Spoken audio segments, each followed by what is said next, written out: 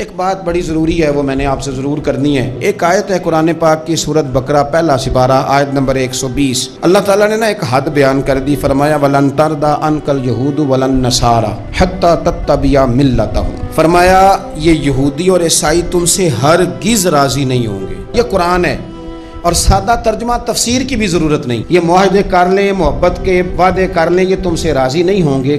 کب راضی ہوں گے؟ حتی تتبع ملتہم، یہاں تک کہ تم ان کے دین کی پیروی کرنے لگ جاؤ۔ میرا جب پہلی دفعہ پاسپورٹ بنا تو میں نے سارا پڑھا، کتابیں پڑھنے کا شوق تھا شروع سے۔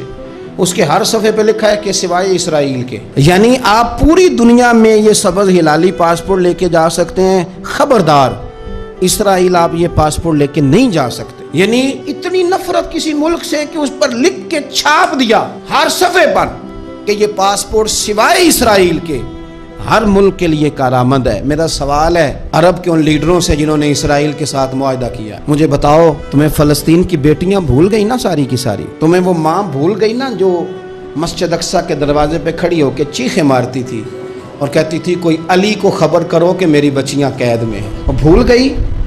تمہیں وہ بہن بھول گئی نا جس پر شراب کی بوتل انڈیلتے تھے اسرائیل کے فوجی؟ وہ آپ کو ابھی بھی ویڈیو مل جائے گی، وہ انڈیلتے تھے شراب کی بوتل، اسے پکڑتے تھے، دست درازی کرتے تھے، اور وہ بیٹی کہتی تھی یا رحمت للعالم۔ بھول گیا تمہیں وہ سارا کچھ؟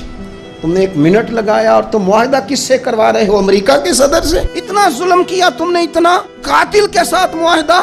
کیا سمجھتے ہو فلسطین والوں کا کوئی والی وارث نہیں؟ سنو، میرے رسول کریم صلی اللہ علیہ وسلم نے فرمایا میرا کوئی مالدار امتی دنیا سے چلا جائے، پیسے جائیدادیں چھوڑ کے جائے تو اس کی اولاد میں بانٹ دینا، لیکن اگر اس کے ذمہ قرضہ ہو تو میرے پاس آ جانا، میں اپنے امتی کا قرض ادا کروں گا۔ جس کا کوئی وارث نہیں ہوتا مدینے والا اس کا وارث ہوتا ہے، میں قرض دوں گا اپنے امتی کا۔ کیا سمجھتے ہو فلسطینی لاوارث ہے؟ صبح قیامت نبی پاک تم سے سوال کریں گے، تمہیں اللہ کے حضور حاضری دینی ہے۔ کیوں نہیں صلح کرتا اسرائیل فلسطین کے ساتھ؟ لبنان کے ساتھ دوستی کیوں نہیں کرتا؟ شام سارا کٹ گیا اسرائیل کی وجہ سے، راج تمہیں خیال آیا ان کے ساتھ معاہدہ کرنے کا؟ ہمیں سبق پڑھاتے ہو خدا سے ڈرو۔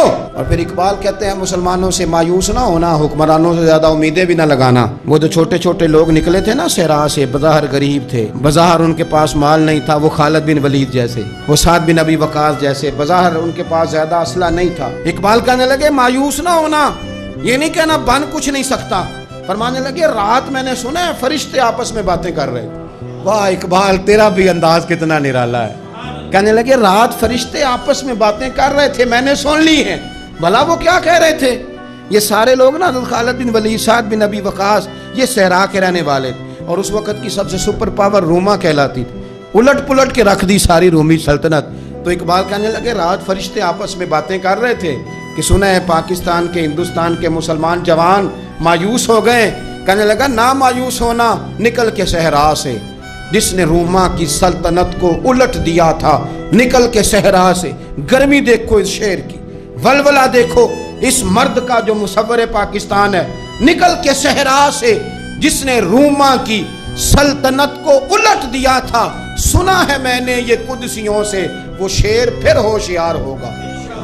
وہ کل باتیں کر رہے تھے کہ بہت سارے ان میں سے پھر جاگ گئے اور بڑی جلدی وہ بلاک بنائیں گے۔ سنا ہے میں نے یہ قدسیوں سے کہ وہ شعر پھر ہوشیار ہوگا، وہ آئے گا میدان میں، نکلے گا، اور انشاءاللہ یہی چراغ جلے گا تو روشنی ہوگی۔